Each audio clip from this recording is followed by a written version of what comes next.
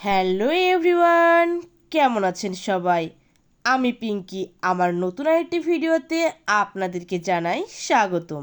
আজকের ভিডিওটি একটু অন্যরকম। চলে এসেছি বাংলাদেশের বাঙালি হিন্দু বিয়েবাড়িতে কী কী মেনু থাকে সেই নিয়ে চলে আসছি। প্রথমে চলে আসলো সাদা ভাত, আর তার কিছুক্ষণ পরে চলে আসলো বেগুনি, আর তার সাথে খাসির চর্বি দিয়ে ছোলার ডাল। এই কম্বিনেশনটা আপনাদের কার কার ভালো লাগে অবশ্যই কমেন্টে জানাবেন। মুচমুচে বেগুনির সাথে ছোলার ডাল খাওয়া কিন্তু বেশ ভালো লাগে আমার। এই তো এবার শশা চলে আসলো। আসলে শশা ছাড়া কিন্তু বিয়েবাড়ির খাওয়া কিন্তু জমে না। শশাটা অবশ্য একটু আগেই দেওয়া দরকার ছিল। এরপরে চলে আসলো মুরগির রোস্ট।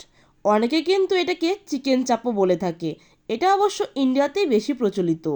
আর এবার চলে আসলো আজকের শো স্টপার, মাটন। মাটন ছাড়া কিন্তু বিয়েবাড়ি কল্পনায় করা যায় না। নরম তুলতুলে মাটন দিয়ে কিন্তু সাদা ভাত খেতে বেশ ভালো লাগে, তবে পোলাও হলে কিন্তু আরেকটু বেশিই ভালো হয়।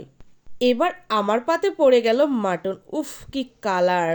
আর এই তো মাটন দিয়ে খাওয়া শেষ হতে না হতেই চলে আসলো মিষ্টি দই, আর তার সাথে দিয়ে দিল একটি করে রসগোল্লা।